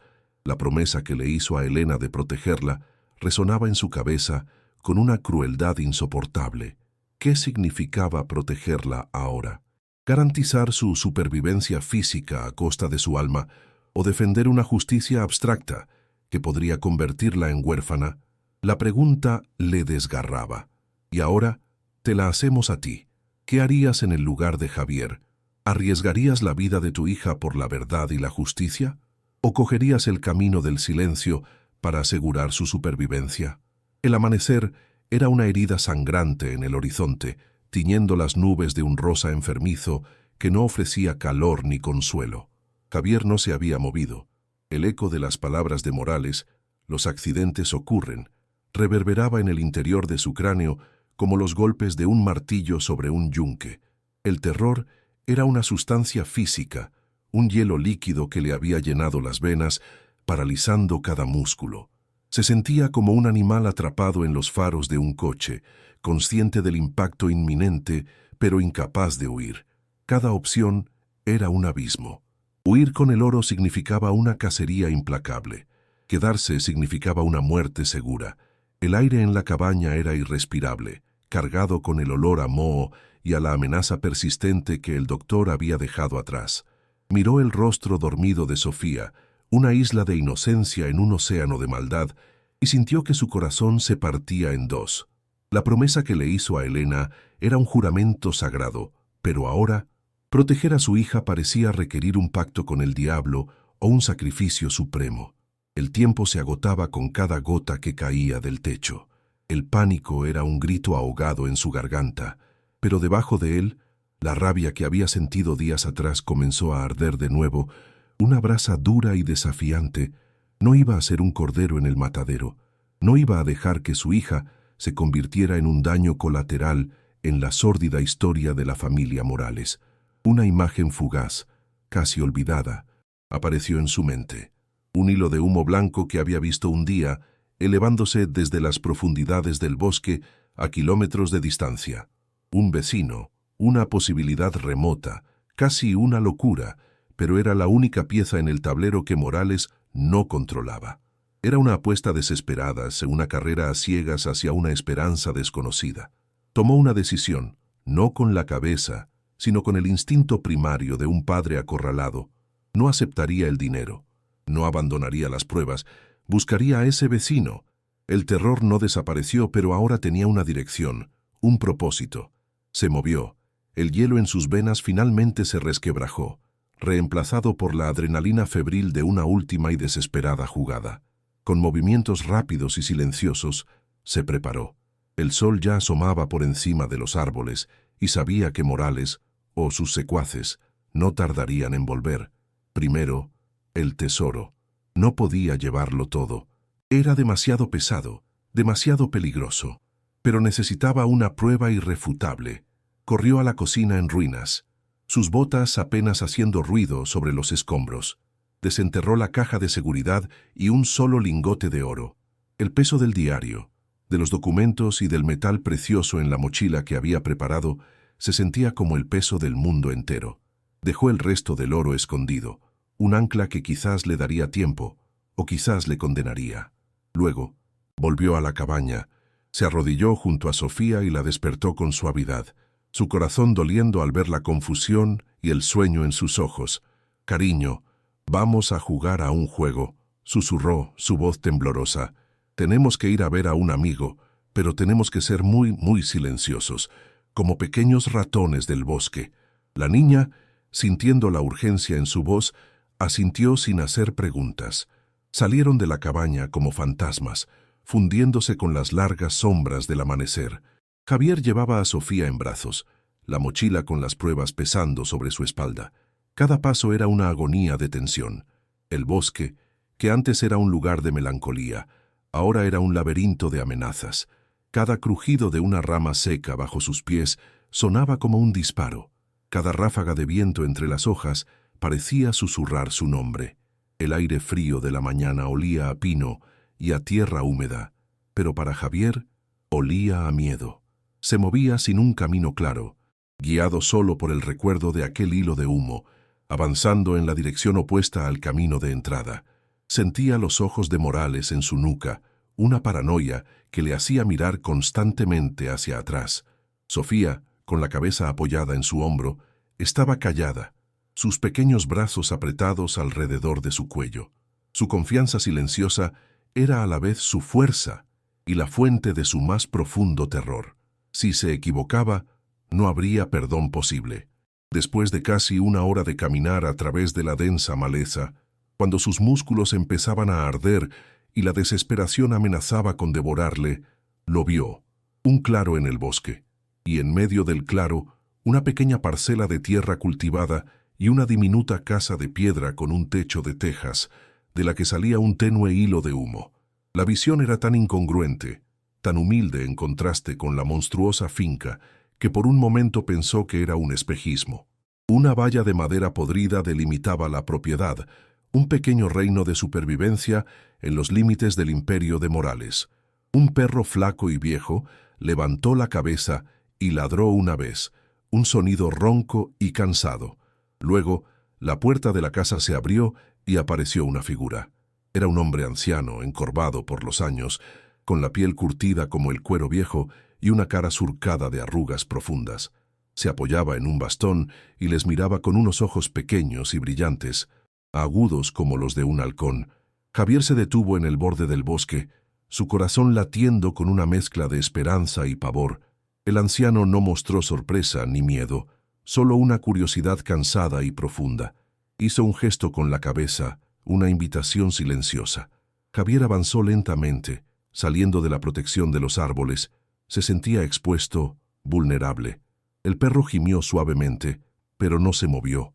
Al acercarse, pudo ver los detalles del rostro del hombre, la tristeza grabada en las comisuras de sus labios, pero también una chispa de acero en su mirada. «Me preguntaba cuándo vendría alguien de la casa grande», dijo el anciano, su voz rasposa como la grava. «¿No habéis venido por azúcar?» Javier, sin aliento y con los nervios destrozados, solo pudo asentir. Bajó a Sofía al suelo y ella se escondió inmediatamente detrás de sus piernas. «Necesito ayuda», jadeó Javier, las palabras saliendo atropelladamente. Estoy en problemas. Un hombre, el doctor Morales».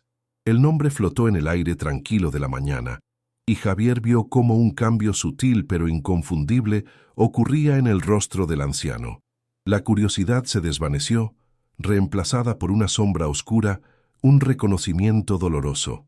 «Morales», repitió el anciano, y la palabra sonó como una maldición en sus labios. «El hijo de la serpiente». Miró a Javier con una nueva intensidad. «¿Qué te ha hecho ese diablo?» Javier, sintiendo que había encontrado, si no un amigo, al menos un enemigo de su enemigo, se derrumbó. Las palabras salieron de él en un torrente de pánico y confusión, una confesión desesperada. Le habló del trabajo, de la ruina, del descubrimiento en la pared. Le habló del oro, pero fue cuando mencionó el diario, el libro de cuero escrito en alemán y el nombre del oficial nazi que había logrado traducir, Karl von Richter, que los ojos del anciano se llenaron de una oscuridad insondable. Fue como si Javier hubiera pronunciado un conjuro que despertara a los fantasmas de un dolor antiguo y terrible. El anciano se tambaleó ligeramente, apoyándose con más fuerza en su bastón. El aire a su alrededor pareció enfriarse, cargado con el peso de una memoria que había estado esperando durante décadas para ser contada. El anciano, que se presentó como Mateo, les hizo entrar en su pequeña casa. El interior era humilde, pero impecablemente limpio. Olía a leña quemada y a café. Hizo sentar a Sofía en una silla con un trozo de pan y le dedicó una sonrisa sin dientes que contrastaba con la tormenta en sus ojos. Luego, se sentó frente a Javier en una mesa de madera gastada. «Karl von Richter», susurró, y el nombre era un veneno. No he oído ese nombre en voz alta en más de 60 años, pero lo he visto cada noche en mis pesadillas. Javier esperó, conteniendo la respiración, sabiendo que estaba a punto de escuchar la otra mitad de la historia, la parte que el diario nazi solo había insinuado con una crueldad burocrática. El corazón de Javier latía con fuerza. Sentía que el último velo estaba a punto de ser rasgado, revelando el corazón podrido del secreto de la finca Las Sombras. La historia de Mateo no era solo historia, era un testimonio vivo, una herida que nunca había cicatrizado y que ahora estaba a punto de ser reabierta. «Esta tierra que pisas», comenzó Mateo, su mirada perdida en la distancia, la finca Las Sombras, no siempre se llamó así, era la finca de los castaños. Pertenecía a mi familia desde hacía generaciones. Éramos labradores, no ricos, pero teníamos nuestra tierra y nuestro orgullo. Su voz se quebró por un momento. «Pero cometimos un pecado a los ojos de los nuevos amos de España después de la guerra. Mi padre y mis tíos habían luchado por la República. Éramos rojos, marcados». Javier sintió un escalofrío al recordar la frase del diario, la familia de rojos que la ocupaba. No eran abstracciones, eran el padre y los tíos de este hombre. La historia cobraba vida frente a él, con carne, hueso y un dolor insoportable. Mateo continuó, sus nudillos blancos por la fuerza con que agarraba su bastón, como si se aferrara a los restos de su pasado. El olor a café llenaba la pequeña habitación, una normalidad doméstica que hacía que el horror de su relato fuera aún más insoportable. En el 52 llegó él, el alemán, von Richter. La voz de Mateo se convirtió en un silbido venenoso. No vino solo, le acompañaban matones locales, falangistas con ganas de saldar viejas cuentas y demostrar su lealtad. Primero fueron las amenazas, luego, una noche, vinieron de verdad. Los ojos del anciano se llenaron de lágrimas que no derramó. Quemaron nuestro granero, mataron a nuestro ganado, le dieron una paliza a mi padre, delante de mí y de mi madre, hasta que no pudo levantarse. El silencio que siguió fue tan pesado que Javier sintió que le aplastaba. Podía oír el crepitar del fuego imaginario, oler el humo, sentir el terror de un niño de 10 años, la misma edad que tenía ahora Sofía, viendo cómo su mundo era destruido por una violencia brutal e incomprensible. La conexión entre la edad de Mateo entonces y la de Sofía ahora fue una puñalada en el corazón de Javier. La historia se repetía. Las víctimas siempre eran los inocentes, los niños que observaban desde las sombras. Nos dieron 24 horas para desaparecer, continuó Mateo. Su voz ahora un susurro roto. Mi padre murió a los pocos días. Mi tío, el que más había hablado, desapareció después de que se lo llevaran para interrogarlo. Nunca más supimos de él. Mi madre y yo huimos con lo puesto. Algunos vecinos nos ayudaron. Otros nos dieron la espalda por miedo. Hizo una pausa y miró sus manos temblorosas. Yo era solo un niño. Vi cómo se apoderaban de nuestra casa, de nuestras vidas, de nuestra historia. Vi al alemán instalarse allí como un rey en un castillo robado. La revelación era la pieza final y ensangrentada del rompecabezas. La limpieza de la que von Richter se jactaba en su diario era esto: el asesinato, la tortura y el desplazamiento de la familia de Mateo. El oro nazi no solo había comprado la tierra, había financiado la destrucción de una familia, la aniquilación de una vida entera, todo sancionado por la corrupción y la brutalidad de la dictadura. Se volví años después, cuando las cosas se calmaron. Nadie quería saber nada. La historia estaba enterrada. El miedo es una raíz profunda, dijo Mateo con amargura. Pude reclamar esta pequeña parcela, que estaba a nombre de una tía lejana y que ellos habían pasado por alto. Y he vivido aquí desde entonces, vigilando, esperando, viendo cómo la finca se pudría, como si la tierra misma estuviera enferma por el crimen que había absorbido. Su mirada se clavó en la de Javier. Y vi nacer al hijo de la serpiente. Lo vi crecer, convertirse en un hombre poderoso, en el doctor Morales. Lo vi usar la fortuna de su padre, esa fortuna que tú has encontrado, para construir su imperio, comprando políticos y jueces. Pero nunca pudo limpiar del todo los papeles de la finca.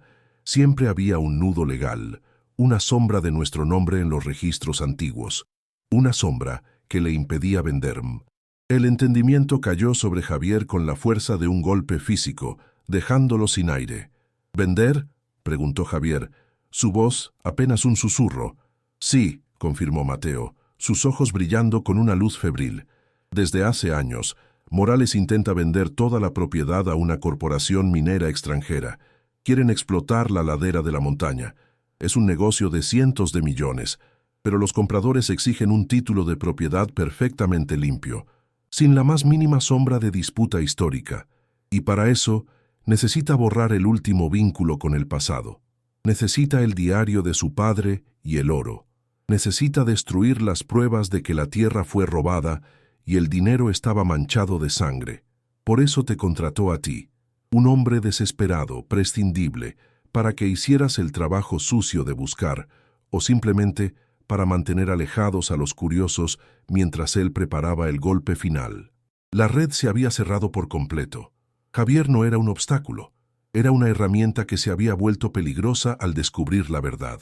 Ahora entendía el porqué de la amenaza, de la oferta. Morales estaba en el último paso de su plan. No puedes volver allí, dijo Mateo con una urgencia repentina. Ahora que sabe que lo sabes, no se detendrá. Te matará a ti y a la niña sin pensarlo dos veces. Lo hizo su padre, y él es igual. El miedo, que se había atenuado con la rabia, volvió con una fuerza arrolladora. Javier miró a Sofía, que ahora dibujaba en un trozo de papel que Mateo le había dado, completamente ajena al peligro mortal que les rodeaba. «Tenemos que escapar», dijo Javier, el pánico tiñendo su voz. «¿Pero cómo? El camino está vigilado, y no tenemos a dónde ir». Mateo se inclinó hacia adelante, su voz bajando a un conspirador susurro.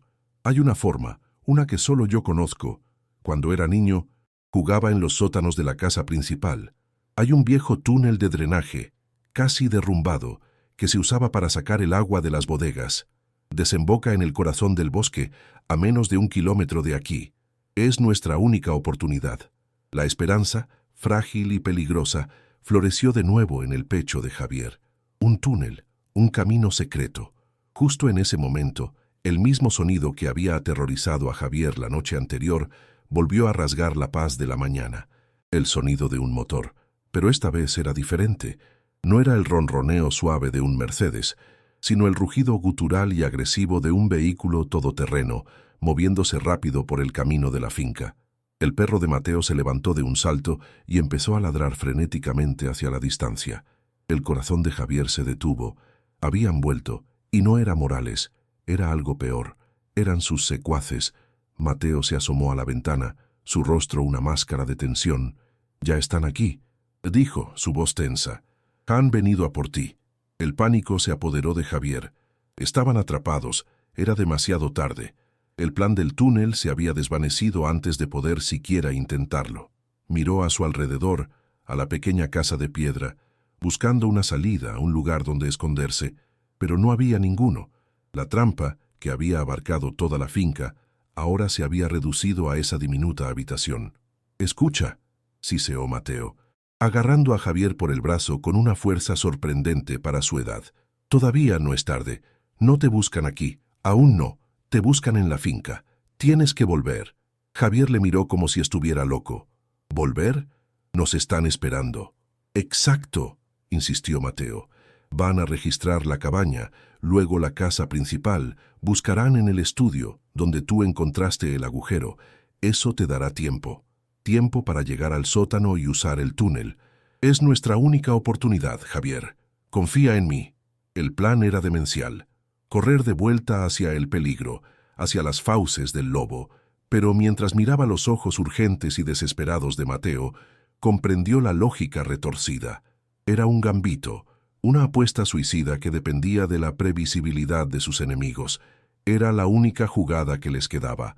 «Yo les vigilaré desde aquí», añadió Mateo. «Cuando salgáis del túnel, corred directamente hacia aquí. Os estaré esperando. Ahora, ve. Por tu hija, ve». La decisión fue instantánea. No había tiempo para dudar.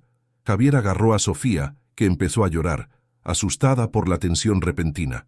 «Lo siento, mi amor, el juego se ha vuelto un poco más rápido», susurró contra su pelo, su propio corazón a punto de estallar.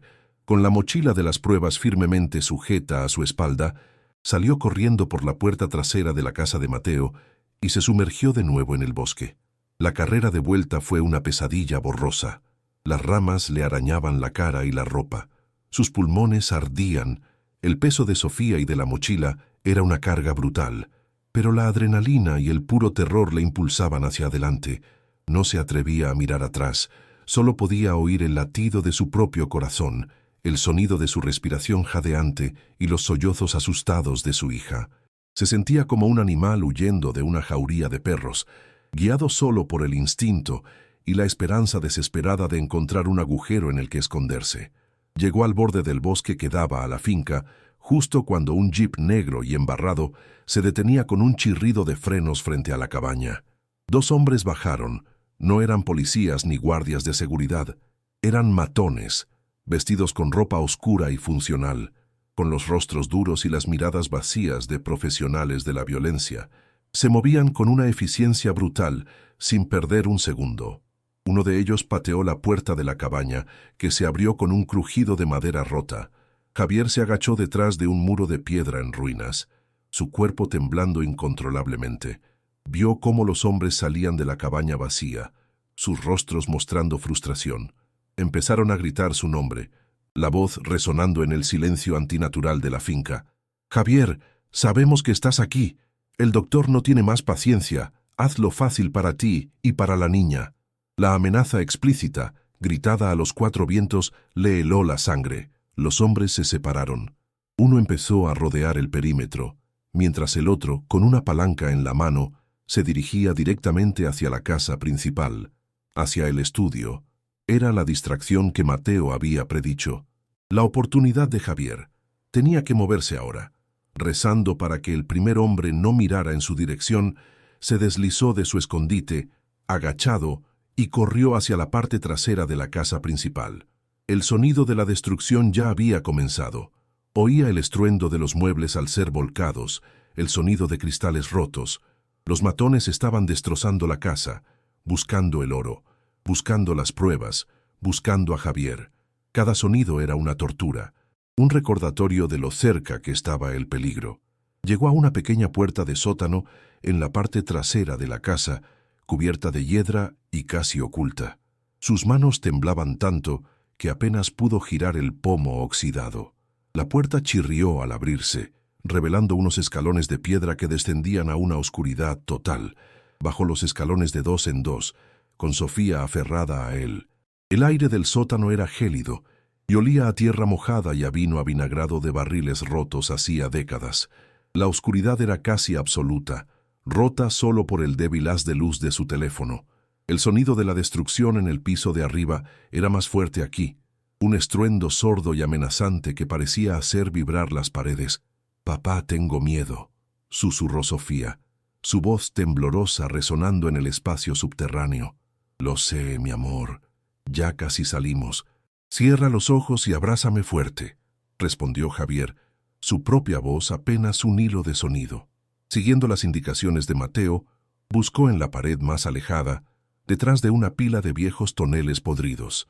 Sus manos recorrieron la pared de piedra húmeda y fría, buscando desesperadamente la abertura. Los pasos de uno de los matones sonaron directamente sobre sus cabezas, y Javier se congeló, el corazón en la garganta. Entonces, sus dedos encontraron un hueco, unas piedras sueltas, ocultas por la suciedad y las telarañas. Era la entrada del túnel. Con una fuerza nacida del pánico, empezó a retirar las piedras. Eran pesadas y estaban húmedas, y la tierra se desmoronaba a su alrededor. Detrás, una abertura oscura y estrecha, apenas lo suficientemente grande para que un hombre se arrastrara. Un olor a tierra compacta y a raíces podridas salió del agujero, el aliento de la tierra profunda. No había tiempo para pensar. Oyó un grito de frustración desde arriba, seguido de un golpe tremendo, como si hubieran derribado una pared. Probablemente la pared falsa del estudio. Estaban a segundos de darse cuenta de que el oro no estaba allí y de que su siguiente lugar de búsqueda sería el sótano. «Sofía, vamos a meternos aquí. Va a estar oscuro, pero yo estaré contigo todo el tiempo», le dijo, tratando de mantener su voz firme. La metió primero en el túnel y luego se arrastró detrás de ella, entrando en la oscuridad claustrofóbica justo cuando oía los pasos pesados de los matones bajando las escaleras del sótano. El túnel era una tumba, estrecho, frío y húmedo. Tenía que avanzar a cuatro patas, empujando la mochila por delante de él, con una mano siempre en la espalda de Sofía para que supiera que estaba allí. La oscuridad era total, un peso opresivo que le robaba el sentido de la orientación. El único sonido era el de su propia respiración jadeante, los sollozos ahogados de Sofía y el roce de sus cuerpos contra la tierra compacta. Podía sentir las raíces de los árboles rozando su espalda, el goteo ocasional de agua fría cayendo sobre su cuello. Era una pesadilla claustrofóbica, un entierro en vida. Podía oír, o quizás imaginar, los gritos furiosos de los hombres en el sótano, sus voces amortiguadas por metros de tierra. Cada metro que avanzaba era una victoria agónica contra el pánico que amenazaba con paralizarle. Tenía que seguir moviéndose, arrastrándose hacia la promesa de luz de Mateo. El tiempo perdió todo su significado en la oscuridad.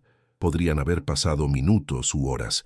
Sus rodillas y manos estaban en carne viva, su cuerpo dolorido por el esfuerzo. El aire se estaba volviendo viciado, difícil de respirar. Justo cuando empezaba a pensar que se habían equivocado de camino, que morirían asfixiados en esa madriguera olvidada, sintió un cambio, una leve corriente de aire en su rostro y un olor diferente, el olor del bosque, de las hojas mojadas y del aire libre. «Ya casi llegamos, cariño», susurró, la esperanza dándole una nueva oleada de fuerza. Unos metros más adelante, vio una tenue luz gris filtrándose a través de una densa maraña de raíces y tierra. La salida. Con las últimas fuerzas que le quedaban, empezó a cavar con sus manos desnudas, arrancando las raíces, apartando la tierra suelta con una ferocidad animal. La abertura creció, y la luz del día, la luz de la libertad, entró a raudales, cegadora y hermosa. Salió del túnel primero, arrastrándose hacia la luz como una criatura que nace. El aire fresco llenó sus pulmones con un dolor delicioso. Estaban en una zanja profunda, en el corazón del bosque más denso, completamente ocultos de la vista de la finca. Ayudó a Sofía a salir. Estaba cubierta de barro y llorando en silencio, pero estaba a salvo. La abrazó con fuerza por un segundo. un momento de alivio tan intenso que casi le hizo caer de rodillas, pero no habían terminado. Oyó un grito lejano desde la dirección de la finca, la furia de los matones al descubrir su huida. No tenían tiempo que perder. Agarró la mano de su hija y Pin, sin mirar atrás, empezó a correr a través del bosque, tropezando con raíces y rocas, guiado solo por la dirección en la que creía que estaba la casa de Mateo. Corría hacia un futuro incierto, pero lejos de la muerte segura. Cada paso era un acto de desafío, un golpe contra el imperio de sangre y mentiras del doctor Morales. El sonido de la carrera era un ritmo desesperado en el silencio del bosque, el golpeteo de sus pies sobre la alfombra de hojas, el jadeo de sus pulmones, el latido frenético de su corazón.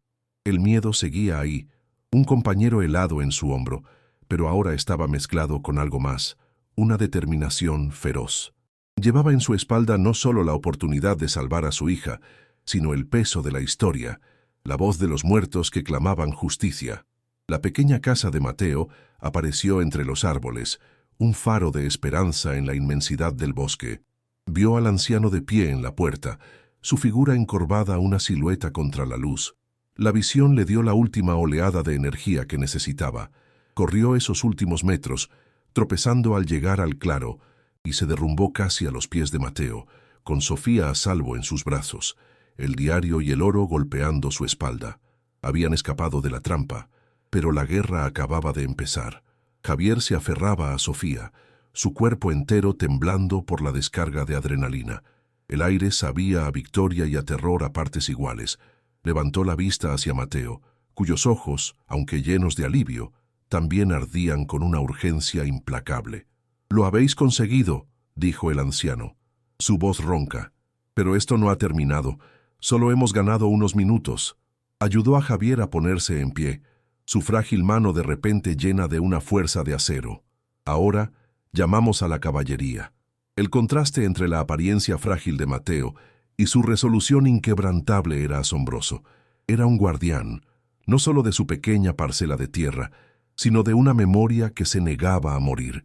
Javier asintió, su mente aún nublada por el pánico de la huida, pero comenzando a comprender que la lucha había cambiado de escenario. Ya no se trataba de sobrevivir a la noche, sino de asegurarse de que hombres como Morales no volvieran a ver la luz del día. Mientras Mateo les conducía rápidamente al interior de su pequeña y segura casa, Javier sintió un cambio profundo dentro de sí mismo. El carpintero roto y desesperado que había llegado a la finca Las Sombras había muerto en ese túnel. El hombre que había emergido a la luz era diferente, forjado en el miedo y la rabia. Sostenía en sus manos no solo la salvación de su hija, sino las llaves de una justicia esperada durante más de medio siglo. Miró la mochila que yacía en el suelo, el contorno del lingote y del diario visibles bajo la tela. Eran armas, mucho más poderosas que cualquier martillo o palanca. Eran la voz de los muertos, la prueba de los crímenes y la perdición de un imperio construido sobre cimientos de sangre. La sensación de responsabilidad era abrumadora, pero por primera vez en mucho tiempo no le aplastaba. Le daba un propósito, una claridad de acero. La batalla por la finca Las Sombras acababa de comenzar, y él ya no era una víctima, era un combatiente. El miedo por su hija seguía siendo un nudo helado en su estómago, un recordatorio constante de lo que estaba en juego.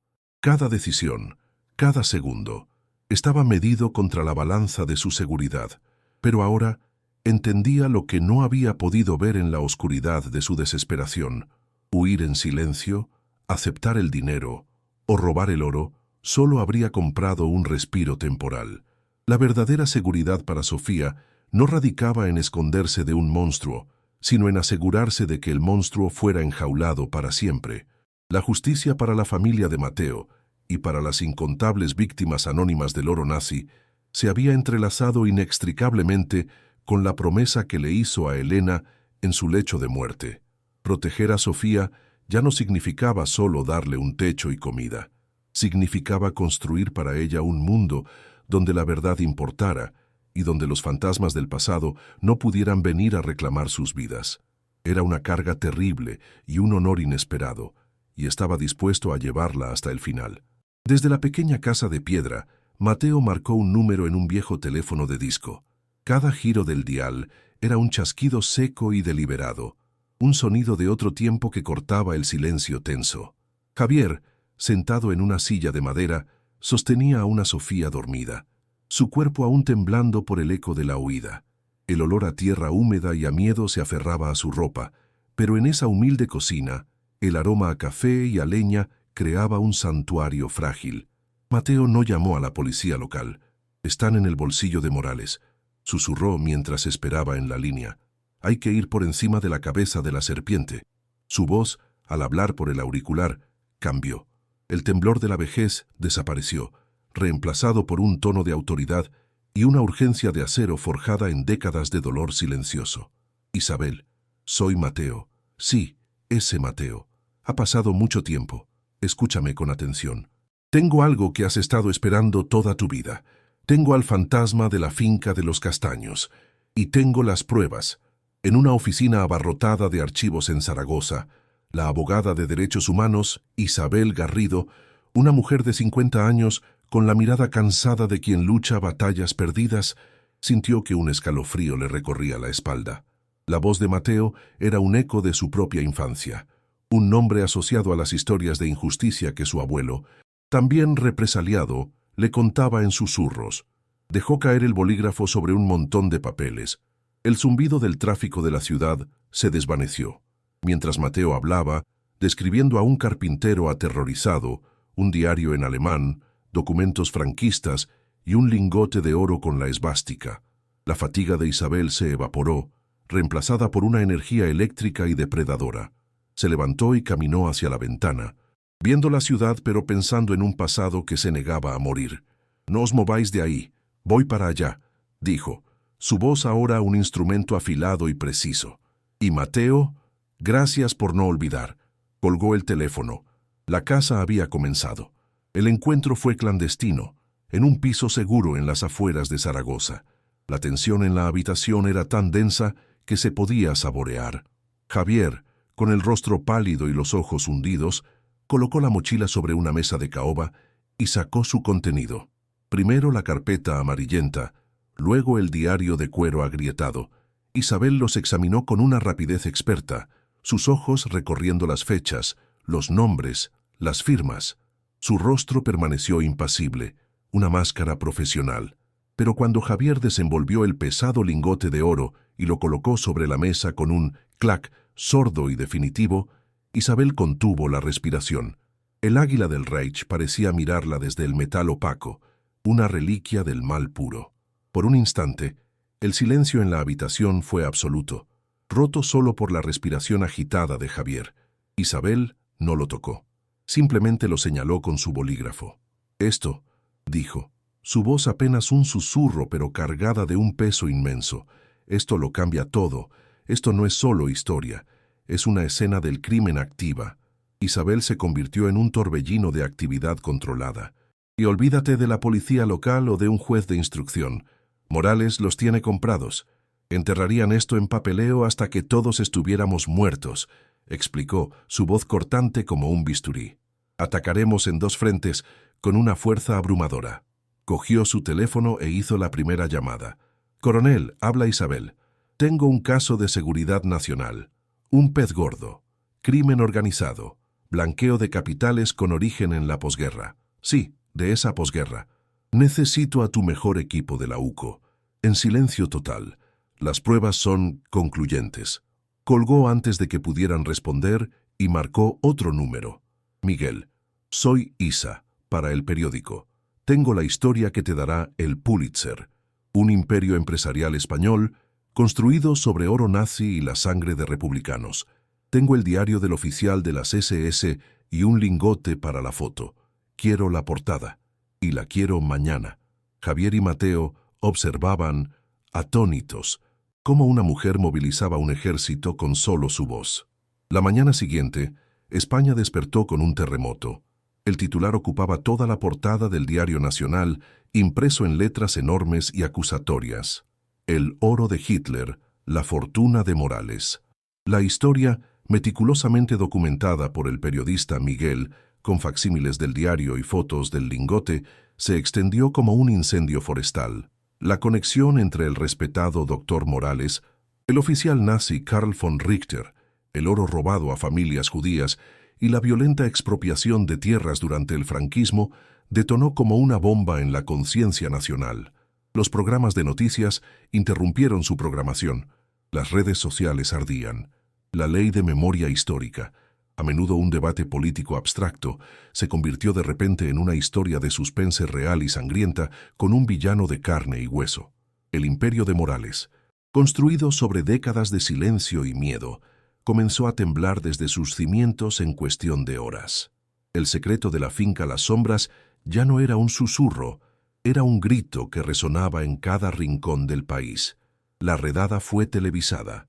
Al amanecer, mientras la noticia aún conmocionaba al país, una flota de vehículos negros sin insignias de la Unidad Central Operativa de la Guardia Civil irrumpió en la exclusiva urbanización de Madrid donde residía Morales. Las cámaras de televisión, alertadas por el periodista, capturaron cada momento. El sonido del ariete contra la puerta de roble macizo, los gritos de «Guardia Civil», «Al suelo», y la imagen que quedaría grabada en la memoria colectiva. El doctor Morales, el hombre que amenazó a Javier en la oscuridad de la finca, sacado a rastras de su mansión. No llevaba su traje de poder, sino un batín de seda. Su rostro, normalmente una máscara de fría arrogancia, estaba descompuesto por la incredulidad y la furia impotente. Mientras le metían en un coche, con las manos esposadas a la espalda, su mirada se cruzó con la de una cámara. En sus ojos helados, el mundo no vio a un depredador, sino a una rata acorralada en su propia madriguera de lujo. La caída fue tan rápida como brutal. Con el diario, los documentos y la confesión de los matones detenidos, el imperio de Morales se desmoronó. Se enfrentó a una avalancha de cargos que iban desde el blanqueo de capitales y la organización criminal hasta la profanación de la memoria histórica y la obstrucción a la justicia. La finca fue precintada y el resto del oro nazi, desenterrado de la cocina en ruinas, fue incautado. Expertos internacionales confirmaron que las marcas y la composición del oro coincidían con los registros de lingotes fundidos con bienes robados a víctimas del Holocausto. El caso se convirtió en un símbolo internacional de la restitución histórica. El gobierno español, bajo una inmensa presión pública y mediática, anuló formalmente el título de propiedad fraudulento de 1952, declarando que la finca Las Sombras había sido adquirida mediante crimen y coacción. La tierra, por fin, fue liberada de su pasado maldito. Un mes después, Javier estaba sentado en la oficina de Isabel. El aire ya no olía a miedo, sino a un futuro que apenas se atrevía a imaginar. Sobre la mesa no había un lingote de oro, sino un documento oficial. El Estado, como parte del proceso, le había concedido una sustancial recompensa por su papel crucial en la recuperación de un patrimonio histórico y en el desmantelamiento de una red criminal. Era una cifra que borraba de un plumazo la humillación de los 287 euros. Era la seguridad, era la paz, era la capacidad de mirar a Sofía y saber que nunca más tendría que susurrar mentiras sobre duchas calientes o aventuras en el campo. Miró sus manos de carpintero, las mismas que habían contado monedas con desesperación. Ahora estaban firmes. Unas lágrimas silenciosas rodaron por sus mejillas, pero esta vez no eran de impotencia, sino de un alivio tan profundo y abrumador que dolía. La sensación de un hombre ahogándose que por fin respira aire puro. La finca de los castaños, como volvía a llamarse, fue restituida a un fideicomiso creado para los descendientes de las familias represaliadas, con Mateo, con los ojos brillantes de lágrimas de vindicación, como su presidente honorífico. Sostenía el nuevo título de propiedad con manos temblorosas, un trozo de papel que borraba 70 años de injusticia. Javier, ahora un hombre libre, podría haberse marchado a cualquier parte del mundo, pero mientras miraba el paisaje, ya no veía ruinas, sino la posibilidad de la reconstrucción. Tomó una decisión. Usaría parte de su recompensa y la totalidad de sus habilidades para ayudar a Mateo a levantar de nuevo lo que fue destruido. Ya no era una víctima huyendo de las circunstancias.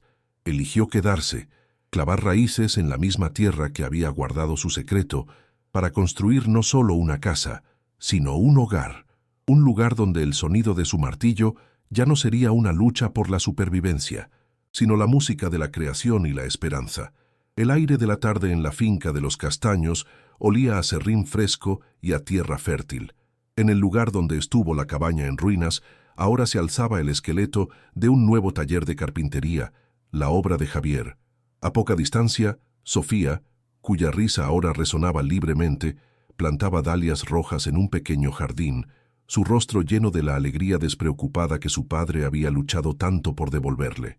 Esa noche, en la casa principal, cuyas heridas comenzaban a sanar bajo las manos de una comunidad renacida, una larga mesa estaba puesta. Javier, ya no un espectro de hambre y desesperación, servía una cena abundante, el vapor subiendo de las fuentes. Mateo estaba a su lado y a su alrededor, los rostros de otras familias, descendientes de los olvidados, llenaban el espacio de vida y conversación. Javier no solo reconstruyó una casa, reconstruyó su alma. Encontró justicia no en el oro, sino en la verdad. Si crees que el coraje de un hombre puede cambiar la historia y quieres más relatos donde la luz siempre vence a la oscuridad, suscríbete a nuestro canal y acompáñanos en el próximo viaje.